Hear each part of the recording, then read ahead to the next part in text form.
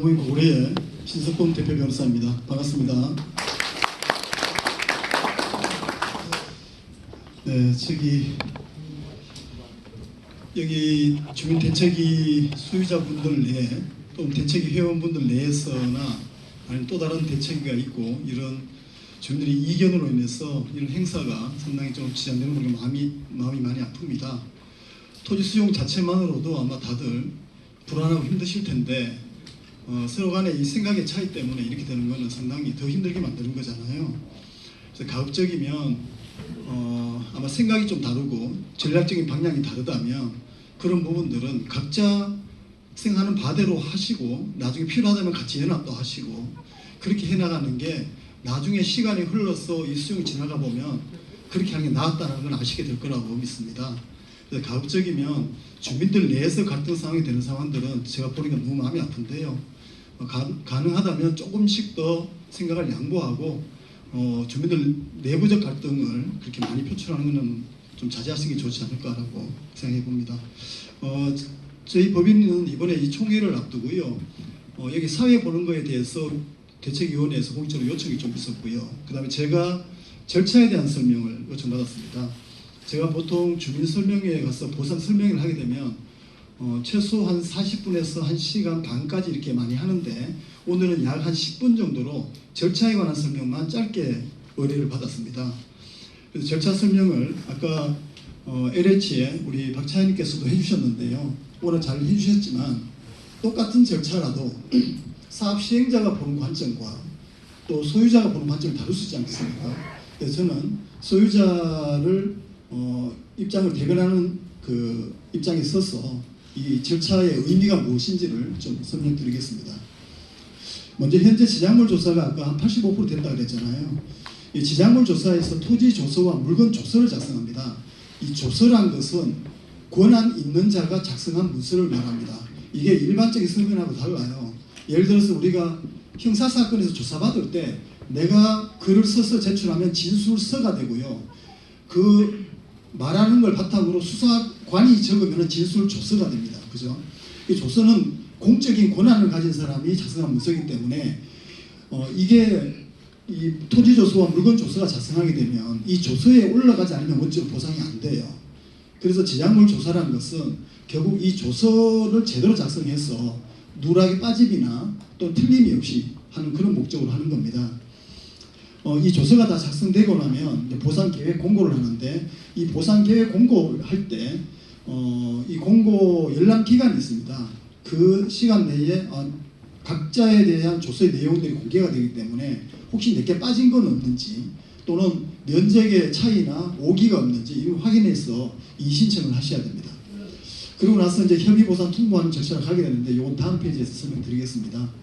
자, 여기 보시면 아까 LH에서도 일부 설명하셨는데 좀 도식화해서 제가 좀 더 선명하게 보여드리겠습니다.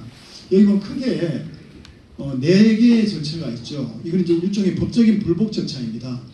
협의 단계, 수용 재결 단계, 이의 재결 단계, 행정 소송 단계 이렇게 4개 단계가 있습니다. 자, 여기에서 말이 좀 어려운 거는 재결이잖아요. 재결은 쉽게 이렇게 생각하시면 됩니다. 행정기관이 심판이 되는 절차다 이렇게 생각하시면 돼요. 그래서 일반적으로 수용 재결은 관할 지방토지수용위원회, 여기 경기도면은 경기도 지토위가 할 수 있는데 다만 사업 시행자가 중앙정부 산하의 공기업이면 여기 있는 LH처럼 LH는 중앙정부 국토부 산하 공기업이잖아요. 그러면은 수용 재결 단계도 중앙토지수용위원회로 갑니다. 중앙토지수용위원회는 현재 세종시에 있습니다. 국토부와 같은 건물 안에 있어요. 그리고 이의 재결도 역시 토지수용 중토부에서 하게 되고 그래서 먼저 협의라는 것은 뭐냐면 감정평가사 3명이 선정되죠. 사업 시행자 LH 추천 1명, 경기도 추천 1명, 그다음에 주민 추천 1명 이렇게 됩니다. 자, 이런 수용도 일종의 행정 절차의 일종입니다. 그러면 사업 시행자의 지위는 어떤 거냐면요. 아까 여기 2018년에 지구 지정이 됐잖아요. 공특법상 지구 지정이 되면 그때를 사업 인정 고시 의제라고 합니다. 말이 좀 어렵죠. 이 의미가 되게 중요해요. 무슨 말이냐면 LH가 국토부에다가 사업하겠습니다라고 신청을 하면요. 거기에 대해서 인정한다. 사업 인정이죠. 그죠? 그리고 그거를 관보에다가 올리면 고시가 됩니다. 이 고시된다는 의미는 뭐냐면 이제는 모든 국민들이 이 사업하는 걸 안다가 되는 거예요. 그걸 법적으로는 어떻게 했을 거냐면 수용을 할 수 있는 권한은 원래 국가만 가지고 있거든요. 대한민국이라는 국가만 가지고 있는 권한인데 이 권한을 사업 시행자인 LH한테 주는 겁니다. 즉 강제적으로 박탈하는 수용의 의미가요. 내가 원치 않아도 강제로 가져가는 거잖아요. 수용의 법적 의미는 이렇게 됩니다.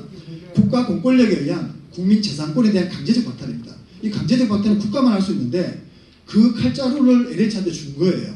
그럼 LH가 그 이후부터 이 행정 절차를 다 대행하고 있는 것이거든요. 이 수용하는 업무에 있어서는 LH가 일종의 행정기관으로 의제가 됩니다. 그래서 여기에서 먼저 협의 단계라는 것은요. 이 3명의 평가사가 평가를 하고 그 뒤에 불복 절차가 예정되어 있는데요. 사실 이렇습니다. 모든 행정 절차는 지금은 행정절차법과 각 개별법의 청문 절차가 있어서 주민들 의견 청취도 많이 하고 오늘처럼 이렇게 친절하게 나와서 설명도 해주죠. 과거에는 그렇지도 않았잖아요. 근데 한편으로는요. 강제 수용과 같은 이 절차에서는 현재 우리 법제가 거의 사업 시행자에서 일방적으로 진행되는 구조를 가지고 있습니다. 말하자면 절차의 주도권을 사업 시행자가 거의 다 가지죠. 주민들이 여기에 절차에 개입할 수 있는 유일한 장치가 주민 추천 감정평가사라고 합니다. 그 외에는 사업 시행자가 거의 다 주도해요. 여러분들이 부동산 개발 사업이나 이런 것들을 볼 때요. 가장 중요한 건 절차의 주도권이에요. 누가 주도권을 가지느냐에 따라서 그 사람 정보를 독점하게 되고 그 사람이 모든 절차에서 끌고 나가게 되면서 그렇지 않은 상대방은 상당히 좀 불리한 지점이 있게 되는 거잖아요. 토지 수용도 바로 그렇습니다. 그나마 법적으로 절차에 개입할 수 있는 수단이 바로 이 토지 소유자 추천 감정 평가사인 것이고요. 토지 소유자 추천 감정 평가사의 역할은 아주 중요합니다. 단순하게 3분의 3명을 평균할 때 역할한다는 정도의 의미가 아니에요. 이거 왜 그러냐면 우리 현재 토지수용법에 2가지 제가 보기에는 약간 좀 악법적 성격이 있는 조항이라고 보는데 2가지 조항이 있습니다. 그게 뭐냐면 평가사들 사이에 10% 이상 차이를 못 내게 돼 있어요. 거기에다가 평가사들이 협의 단계 평가를 하게 되면 그 평가의 결과를 사업 시행자한테 제출하게 돼 있고요. 사업 시행자는 그 결과에 대해서 의견을 제시할 수 있다 이렇게 돼 있어요. 말이 좋아서 의견 제시지 사실은 사업 시행자는 그 감정평가 결과에 대해서 yes 또는 no 아니면은 불만 이걸 다 이야기할 수 있다는 거잖아요. 그런데 토지 수용에 서로 양 상대방인 사업 시행자한테는 그런 권한을 주면서도 토지 소유자한테 감정평가를 통보하기 전에 미리 결과가 이렇습니다라고 알려주고 의견을 듣는 절차가 없거든요. 이게 되게 수요자한테 불리하잖아요. 그죠? 이런 식으로 절차의 주도권이 저는 사업 시행자한테 가 있는 거예요. 그런데 아까 말했던 10% 차이만 되고 그 다음에 사업 시행자한테 의견 제시할 수 있다. 이것 때문에 어떤 결과를 가져오냐면 이렇습니다. 주민추천 평가사가 있고 없고의 차이를 지금 말씀드립니다. 주민추천 평가사가 없으면요. 예를 들어서 이 지역의 전답의 평균을 예를 들면 시세가 한 100만 원이라고 해봅시다. 예를 드는 겁니다. 근데 사업 시행자가 50만 원에 보상하겠다라고 사업 시행자 추천 평가사가 얘기했어요. 그때 만약에 주민추천 평가사가 10% 이상 차이를 안 두려고 60으로 따라가게 되면 경기도 평가사 없다고 생각합시다. 그러면은 몇 프로 되죠? 55가 되잖아요. 그죠? 근데 반대로 주민추천 평가사가 여기 시세가 100이다 자료를 봐라. 그 자료를 내밀고 내가 100을 할 테니 10% 이상 차이 나니까 네가 90으로 따라와 이렇게 되면 95가 되는 거예요. 55와 95 엄청난 차이가 나죠. 주민추천 평가사는 바로 이 역할을 해야 됩니다. 자, 오늘 이 자리가 왜 필요하냐면요. 여기 대책위도 처음 출범할 때는 사업 반대를 외쳤죠. 모든 수용 대책위를 가면 대책위가 다 처음에다 사업 반대를 합니다. 그런데 실제로 주민들의 반대로 사업이 무산되는 경우가 거의 없어요. 왜냐하면 국가의 강제력이 발동되기 때문에 그렇습니다. 그래서 보통은 일정 정도 반대를 하면서 주민들 결집이 되고 하면은 소위 말하는 투트랙 전략이라고 그러죠. 일정 정도 가면은 이후에 직접 보상금을 올릴 수 있고 간접 보상의 조건을 좋게 따올 수 있는 전략을 구사할 수밖에 없어요. 그렇지 않게 되면 사업 시행자가 이런 절차를 다 진행하고 갔을 때는 무방비 상태로 당하는 거예요. 하다못해 주민추천 평가사가 동의 받느냐 마느냐 하는데 주민추천 평가사 동의 그 요건이 되려면은 면적의 50% 사람 숫자가 50%를 넘어야 되는데 그 요건이 안 되면 주민추천 평가 선정 못 해요. 있고 없는 상태가 얼마나 큰 차이인지 아시잖아요. 그럼 이런 것들 준비 안 하고 무조건 반대만 하다가 그 상황은 사업 시행자가 계속 절차를 밀어붙였을 때 그때는 어떻게 할 겁니까? 바로 대책위는 그 고민을 해야 되는 것이고요. 그래서 지금 현재 대책위가 차분하게 이런 절차를 다 밟고 있는 것이거든요. 그래서 이 협의 단계의 의미는 그렇고요. 또 이 협의라는 것은 법적인 의미는 이렇습니다. 이 가격 평균 가격 통보하잖아요. 통보의 의미는 내가 이 가격에 사겠습니다라고 LH가 첫 베팅을 하는 거예요. 그런데 우리가 시장에서 물건 살 때는 소위 말해 협상하거나 거래 이게 서로 협상할 수 있는 권리가 양 당사자에게 있지만 수용은 그 권한을 국가가 빼가 버린 거거든요. 국가가 빼가서 어떻게 하느냐? 평가사들의 가격대로 하겠다 해요. 그러면서 소유자가 할 수 있는 거는 통보된 가격에서 yes 또는 no만 할 수 있습니다. 받아들이는 걸 협의라 하고 받아들이지 않으면은 이에서 불복 절차로 나아가는 겁니다. 가격에 대해서 중간에 다시 조절을 할 수 있는 역할이 없어요. 그래서 이 협의를 만약에 내가 했다, 뭐 돈이 급할 수도 있고 협의를 했다는 의미는 법적으로는요 일반 민법상의 매매 계약으로 취급됩니다. 그래서 협의할 사람들은 매매 계약에 필요한 서류들 있죠. 소유권 이전 등기에 필요한 서류도 다 가져오라 그래요. 그렇게 해서 등기를 넘기면은 그때 가서 이전이 되는 겁니다. 근데 만약 여기서 불복을 하게 되면 협의를 하면은 이후에 매매가 되니까 서로 자유의사의 합치, 즉 내가 좋아서 한 거기 때문에 이후에 불복을 못 갑니다. 거기 다 끝나버려요. 그 사람은. 근데 여기서 협의를 하지 않고 불복을 가게 되면은 약 한 6개월 후에 중앙토지수용위원회에서 평가사 2명을 선정을 해서 다시 평균 가격으로 통보를 하는데 일반적으로는 협의 전 단계보다 그 다음 단계에 가격을 내리지는 못하게 되어 있습니다. 이걸 행정법상의 불이익 변경 금지 원칙이라고 합니다. 즉 가격을 밑으로 내린다고 생각하면 무서워서 불복을 못 하잖아요. 그걸 예방하기 위해서 평가가 만약에 마이너스가 나오면 0으로 처리합니다. 일반적으로는 증액이 되고요. 그 다음에 이 수용 재결에서 그러니까 협의 기간 완료로부터 보통 한 6개월 후에 수용 재결 결과 다시 통보되면은 그때 가서 돈을 다 받으셔도 돼요. 협의 때는 돈 받아버리면 매매계약 취급되니까 불복을 못 가는데 수용 재결 단계에서는 돈을 다 받으셔도 불복을 갈 수 있습니다. 다만 돈 받을 때 이거 명심하셔야 됩니다. 이의 유보라는 4글자 명심하셔야 돼요. 내가 이 돈을 받지만 이의가 있다. 근데 이의는 유보해놓고 돈 받겠다. 이걸 표시하지 않으면 법적으로 이후에 불복 절차에서 아무리 올라가도 다 각하가 돼서 돈을 못 받게 됩니다. 그래서 재결 단계에서는 2번 여기서 이제 돈을 다 받고 나면 다시 또 6개월 후 한 4개월 5개월 후에 이의 재결 결과 또 나올 텐데 여기서 돈을 다 받았으니까 올라간 만큼 또 받아가라고 합니다. 이때 가서 받을 때도 역시 이의 유보하셔야 됩니다. 뒤에 불복이 있으니까 그죠? 이까지가 행정 절차로서 끝나고요. 여기에 대해서는 다시 행정 소송으로 갑니다. 소송에 가면 법원에 등록된 감정평가사 한 분이 평가를 해서 또 증액된 금액을 받아가라고 합니다. 여기는 이제 뒤에 불복 절차가 없기 때문에 이때는 이의 유보가 필요 없습니다. 자, 이런 절차로 앞으로 불복 절차가 진행되는데 더 중요한 것은요. 이런 법적인 불복 절차만이 아닙니다. 이 법적인 불복 절차는 제도적으로 보장되어 있는 것이고 그거는 전문가의 손에 맡기면 되지만요. 그럼 여기 있는 분들은 어떻게 해야 되는지가 중요하죠. 왜냐하면 이 법을 아는 사람한테는 옛날에 우리 법의 유래가 서양에서 왔는데 옛날 노마란 나라에 유명한 법원이 있습니다. 권리 위에 잠자는 자는 보호하지 않는다라고 했습니다. 즉 내가 내 권리가 재산권이라는 헌법상의 기본권이 있는데 이 권리를 내 스스로 지키지 않으면 누구도 지켜주지 않는다는 거예요. 대통령도 국회의원도 시장도 아닙니다. 여러분들이 하셔야 될 거는요.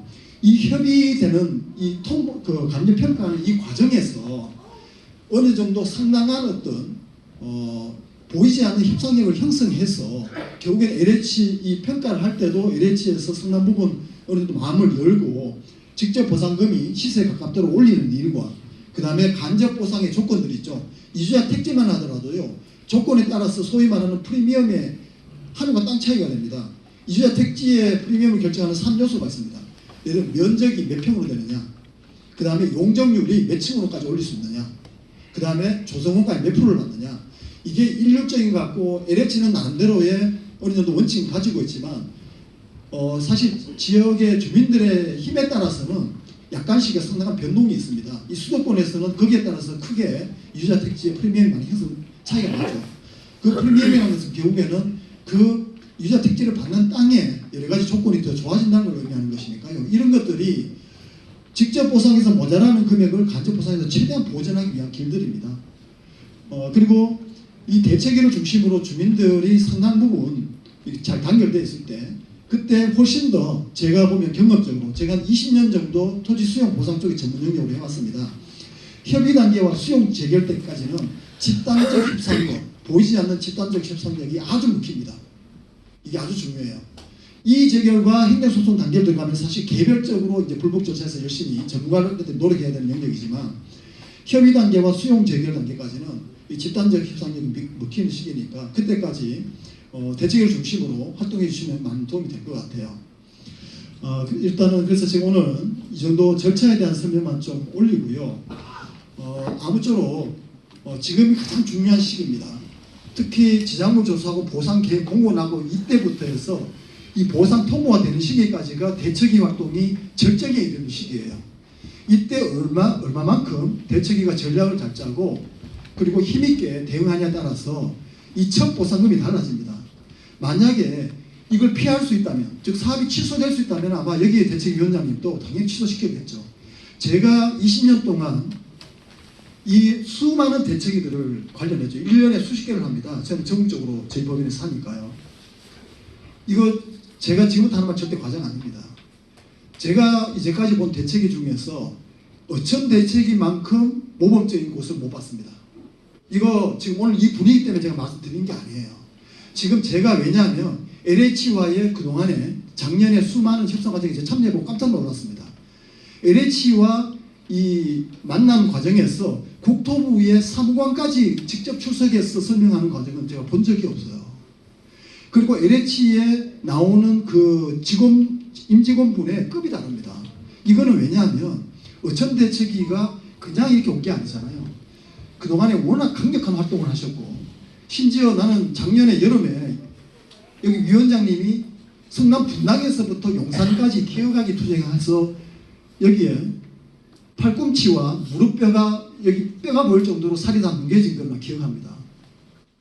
이 정도까지 해왔기 때문에 그만큼 사업 시행자가 이 사업을 잘하기 위해서 대책위와 이런 부분들을 진지하게 지금 현재 협의하고 있는 부분들이 있는 거거든요. 그래서 아무쪼록 끝까지 주민분들께서 이런 중심을 놓치지 마시고 잘 대응하시길 바랍니다. 저한테 오늘 주어진 시간이 좀 워낙 적었기 때문에 이 정도로 말씀드리겠습니다. 질문은 나중에 받는 것으로 알겠습니다. 감사합니다.